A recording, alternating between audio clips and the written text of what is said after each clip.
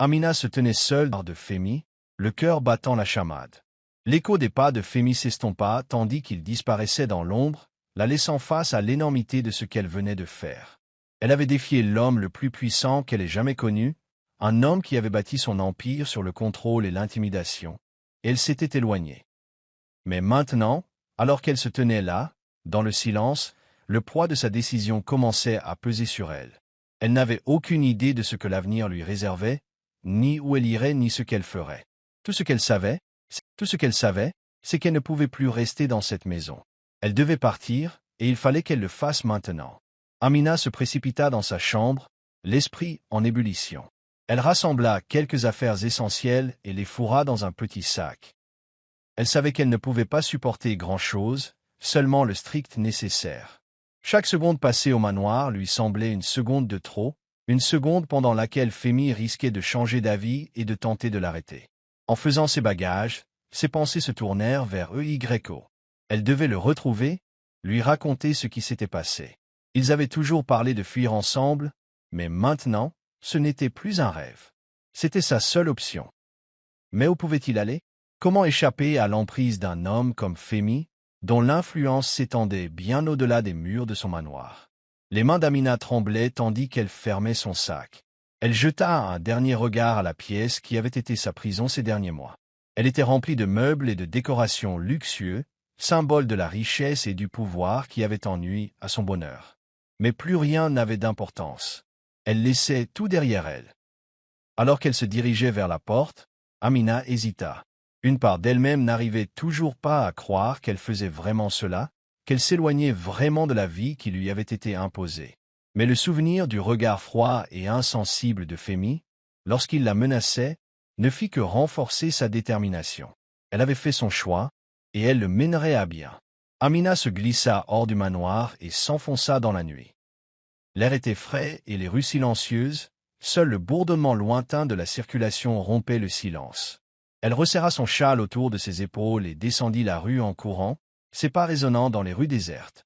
Elle ne savait pas où elle allait, seulement qu'elle devait continuer à avancer. En marchant, ses pensées étaient envahies par le vide.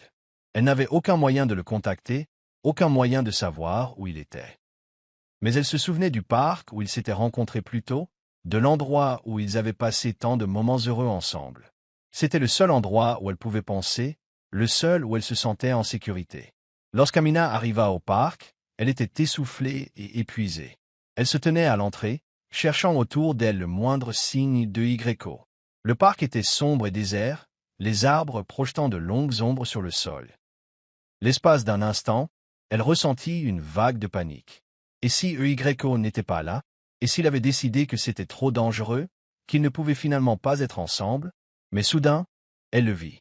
EYO était assis sur un banc près de la fontaine, la tête baissée, plongée dans ses pensées.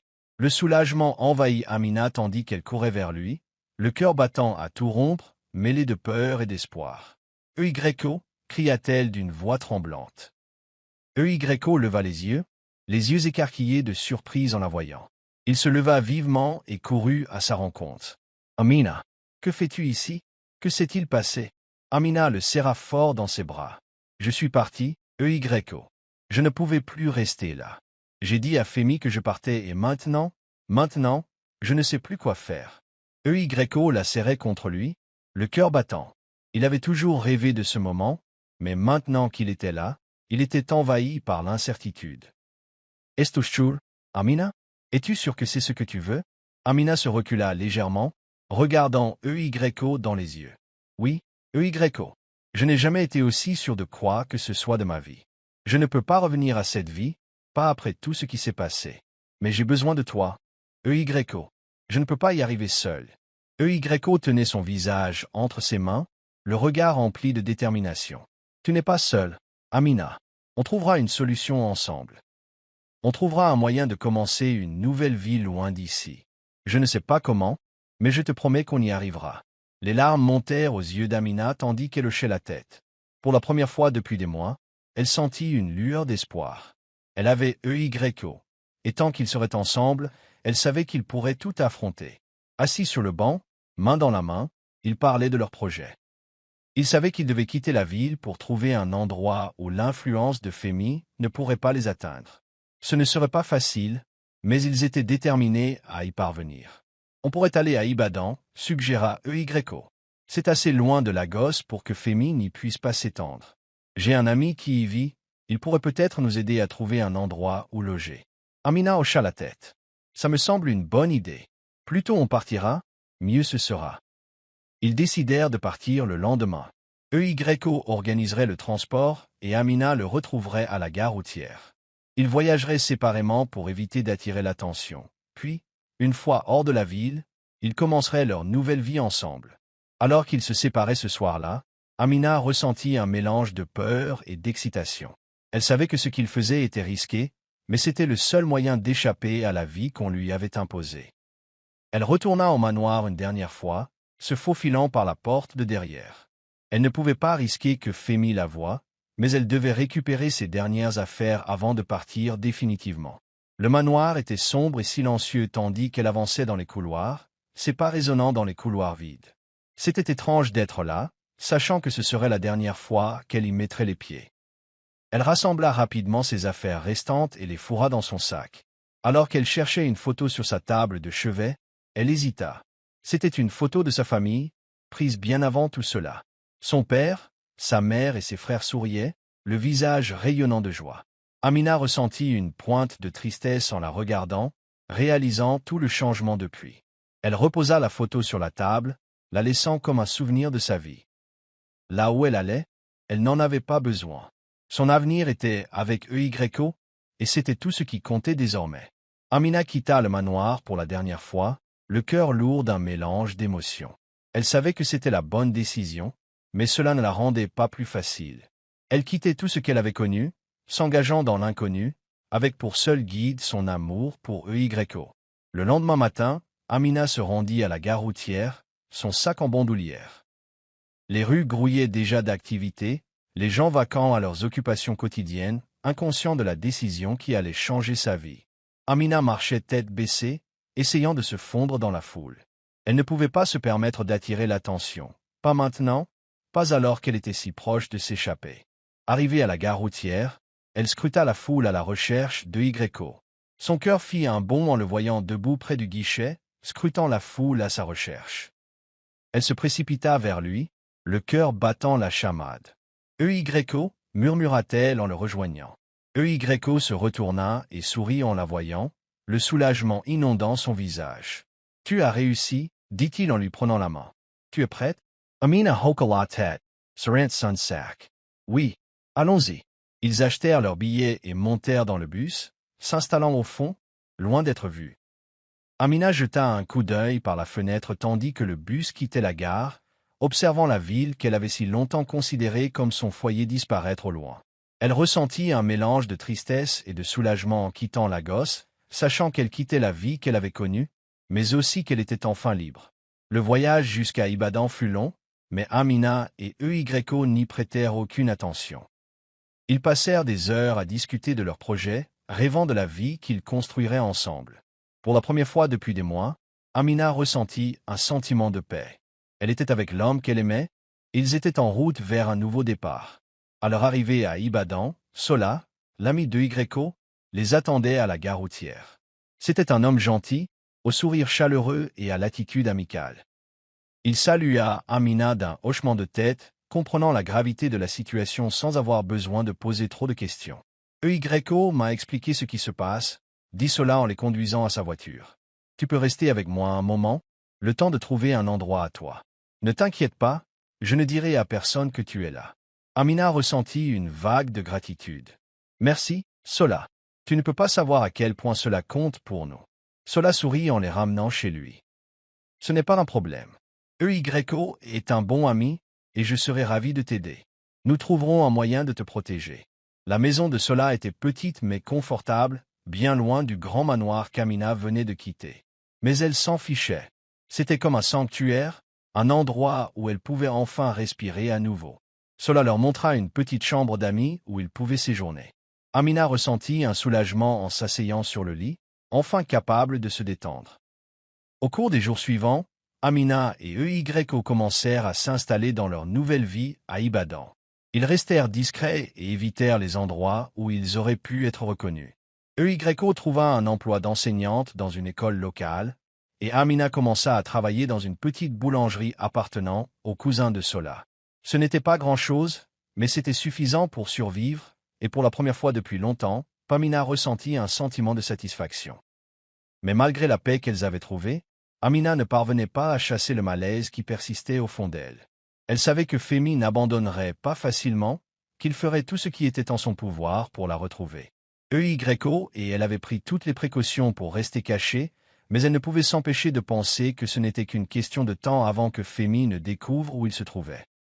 Un soir, alors qu'ils étaient assis ensemble dans leur petit appartement, Amina fit part de ses inquiétudes à EYO. « Et s'il nous trouve, EYO? Et s'il nous poursuit ?» EYO lui prit la main, l'air sérieux. « Nous serons prêts, Amina. Nous ferons tout ce qu'il faut pour nous protéger. Mais nous ne pouvons pas vivre dans la peur. Nous devons continuer d'avancer, de construire notre vie ensemble. » Amina hocha la tête, essayant de trouver du réconfort dans ses paroles. Mais la peur était toujours là, consciente du souvenir constant de l'homme qu'il cherchait à fuir. Au fil des semaines, Amina et EYO continuèrent à construire leur nouvelle vie ensemble. Ils trouvèrent un petit appartement et commencèrent à en faire leur foyer. Le travail d'EYO à l'école lui assurait un revenu stable et Amina aimait travailler à la boulangerie, trouvant du réconfort dans les tâches simples qui remplissaient ses journées. Mais la peur des représailles de Femi ne quittait jamais Amina. Elle savait qu'il ne pourrait pas rester caché éternellement, que tôt ou tard, Femi découvrirait où ils étaient. Et quand ce jour arriva, elle ignorait ce qu'il allait faire. Puis, un jour, les pires craintes d'Amina se réalisèrent. Elle travaillait à la boulangerie lorsqu'un homme entra, l'air froid et inflexible. C'était l'un des hommes de Femi. Elle le reconnut immédiatement après l'avoir vu quelques fois au manoir. Son cœur se serra lorsqu'elle réalisa que Femi les avait trouvés.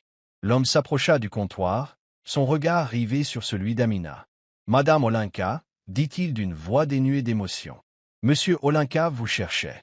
Il est temps de rentrer. » Les mains d'Amina tremblaient tandis qu'elle agrippait le bord du comptoir. « Je ne reviendrai pas, dit-elle d'une voix à peine plus forte qu'un murmure. L'expression de l'homme resta inchangée. « Vous n'avez pas le choix, Madame Olinka. Monsieur Olinka n'apprécie guère la désobéissance. Il veut vous récupérer et il fera tout pour y parvenir. » Amina sentit une vague de panique l'envahir. Elle savait que ce jour viendrait, mais elle espérait que ce serait plus tard, quand elle et EYO seraient mieux préparés. Elle jeta un coup d'œil autour de la boulangerie, cherchant un moyen de s'échapper, mais il n'y avait nulle part où aller. Avant qu'elle puisse réagir, l'homme tendit la main et la saisit par le bras, la serrant fermement. « Vous venez avec moi, Madame Olinka, » dit-il en la tirant vers la porte. Amina se débattit contre lui, le cœur battant. « Lâche-moi » cria-t-elle en essayant de se libérer. Mais l'homme était trop fort. Il la tira dehors, vers une voiture qui l'attendait. L'esprit d'Amina s'emballa tandis qu'elle cherchait un moyen de s'échapper, mais elle ne pouvait rien faire. Elle était piégée. Au moment où l'homme s'apprêtait à la forcer à monter dans la voiture, EYO apparut, courant vers eux. Son visage exprimait la détermination tandis qu'il chargeait l'homme, le projetant à terre. « Lâche-la » cria EYO, la voix pleine de colère. L'homme se releva précipitamment et sortit un couteau. Le cœur d'Amina bondit en voyant les deux hommes s'affronter. Elle savait qu'EYO n'était pas de taille face à cet homme, entraîné à gérer ce genre de situation. Mais EYO ne recula pas. Il resta immobile, les yeux rivés sur l'homme. « Tu ne la prendras pas » dit-il d'une voix ferme. L'homme ricana et se jeta sur EYO avec son couteau. Amina hurla tandis que la lame fendit l'air, mais EYO esquiva l'attaque, saisissant le bras de l'homme et le lui tordant dans le dos. Il y eut une brève lutte, puis l'homme lâcha le couteau en jurant tandis qu'EYO le plaquait au sol. Amina, sous le choc, regarda EYO maîtriser l'homme et le plaquer au sol. Amina courat. EYO cria, la voix tendue par l'effort. « Sors d'ici !» Mais Amina ne pouvait pas bouger. Elle était figée sur place, incapable de comprendre ce qui se passait. Elle ne pouvait que regarder EYO se battre pour la protéger, le visage crispé par la détermination. Finalement, l'homme se libéra et se releva précipitamment. Il fusilla EYO du regard, le regard rempli de haine. « Tu vas me le payer » cracha-t-il en reculant. « Vous allez tous les deux payer. » Sur ce, l'homme se retourna et s'enfuit, laissant Amina et EYO au milieu de la rue, le cœur battant à tout rompre. EYO se précipita aux côtés d'Amina et la prit dans ses bras. « Tu vas bien » demanda-t-il d'une voix inquiète. Amina hocha la tête, les larmes aux yeux. « Je vais bien, EYO. Mais il va revenir. Il va dire à Femi où nous sommes. » EYO la serra contre lui, l'esprit en ébullition. Il savait qu'il ne pouvait plus rester à Ibadan. Les hommes de Femi seraient soutenus et la prochaine fois, ils n'auraient peut-être pas cette chance. « Nous devons partir, » dit EYO d'une voix ferme. « Nous devons partir ce soir. Nous ne pouvons pas rester ici. » Amina hocha la tête en essuyant ses larmes. « Où allons-nous » EYO réfléchit un instant, l'esprit s'emballant. « Nous irons vers l'est. J'ai de la famille là-bas, à Enugu. Ils nous aideront. » Amina ressentit un soulagement. Elle ne savait pas grand-chose de la famille d'EYO, mais elle lui faisait confiance. S'il disait qu'ils seraient en sécurité à Enugu, elle le croyait. Ils retournèrent à leur appartement, emballant leurs affaires au plus vite. Ils savaient qu'ils n'avaient pas beaucoup de temps. Les hommes de Femi pouvaient revenir à tout moment. Le cœur d'Amina s'emballa tandis qu'elle jetait ses vêtements dans un sac, l'esprit empli de peur. Mais malgré cette peur, Amina était déterminée. Elle n'allait pas laisser Femi la reprendre. Elle n'allait plus le laisser contrôler sa vie. Elle et EYO trouveraient un moyen de rester ensemble, quoi qu'il arrive. Ce soir-là, ils montèrent dans un bus à destination d'Enugu, laissant Ibadan derrière eux. Le voyage fut long et tendu, mais ils savaient qu'ils faisaient le bon choix. Ils se battaient pour leur liberté, pour leur droit d'être ensemble. À leur arrivée à Enugu, la famille d'EYO les a accueillis à bras ouverts. C'était une famille gentille et aimante, et Amina ressentait un certain réconfort en leur présence. Pour la première fois depuis longtemps, elle se sentait en sécurité. Mais elle savait qu'ils ne pouvaient pas baisser la garde. Femi était toujours là, et il ne s'arrêterait pas avant de les avoir retrouvés. Amina et EYO commencèrent à planifier leur avenir, discutant des moyens de se protéger et de rester cachés. Ils savaient que ce ne serait pas facile, mais ils étaient déterminés à y parvenir. Ils avaient parcouru un chemin trop long pour abandonner. Au cours des semaines suivantes, Amina et EYO se sont installés dans leur nouvelle vie à Enugu. Ils ont trouvé du travail et ont commencé à construire une vie ensemble, remplie d'amour et de bonheur. Ils gardaient profil bas, évitant autant que possible l'attention. Mais malgré la paix retrouvée, la peur des représailles de Femi ne quittait jamais l'esprit d'Amina. Elle savait qu'il ne pourrait pas rester caché éternellement, que tôt ou tard, Femi découvrirait où il se trouvait. Et quand ce jour arriva, elle ne savait pas ce qu'il allait faire. Puis, un jour, une lettre arriva. Elle venait de Femi. Les mains d'Amina tremblaient en ouvrant l'enveloppe, le cœur battant la chamade. La lettre était courte et directe, mais le message était clair. « Je sais où tu es. Tu ne peux pas te cacher de moi. Je te trouverai, et quand je le ferai, tu paieras pour ce que tu as fait. » Amina sentit une vague de panique la submerger en lisant ces mots. Elle savait que Femi était sincère. Il ne s'arrêterait pas tant qu'il ne l'aurait pas récupéré, tant qu'il ne lui aurait pas fait payer son défi. Elle montra la lettre à EYO, les mains tremblantes. « Qu'est-ce qu'on va faire, EYO ? Il va nous retrouver. Il va me reprendre. » EYO lui prit la main, l'air sérieux. « On ne le laissera pas faire, Amina. On luttera ensemble. On fera tout ce qu'il faut pour se protéger. » Mais Amina savait que ce ne serait pas si simple. Femi était un homme puissant, doté de relations et de ressources incomparables. Elle craignait ce qu'il pourrait faire, non seulement à elle, mais aussi à EYO. Elle ne pouvait pas le laisser détruire la vie qu'ils avaient tant travaillé à construire. Au fil des jours, la pression de Femi s'intensifiait. Il envoyait de nouvelles lettres, toutes plus menaçantes les unes que les autres. Il usait de son influence pour leur rendre la vie difficile, tentant de forcer Amina à revenir auprès de lui. Amina et EYO vivaient dans une peur constante, ignorant ce que Femi allait faire ensuite. Mais malgré la peur, Amina refusait de céder. Elle avait fait son choix et s'y tiendrait quoi qu'il arrive. EYO et elle commencèrent à explorer leurs options juridiques et sollicitèrent l'aide d'un avocat spécialisé en droit de la famille. Ce dernier leur assura qu'ils avaient un dossier solide, mais les avertit que la bataille pourrait être longue et difficile. Femi, cependant, n'aimait pas perdre. Lors, est-ce qu'il comprit que c'est ramener Amina, il intensifia ses tactiques. Il commença à utiliser sa richesse et son pouvoir pour manipuler le système judiciaire, rendant la défense d'Amina et de YO quasiment impossible.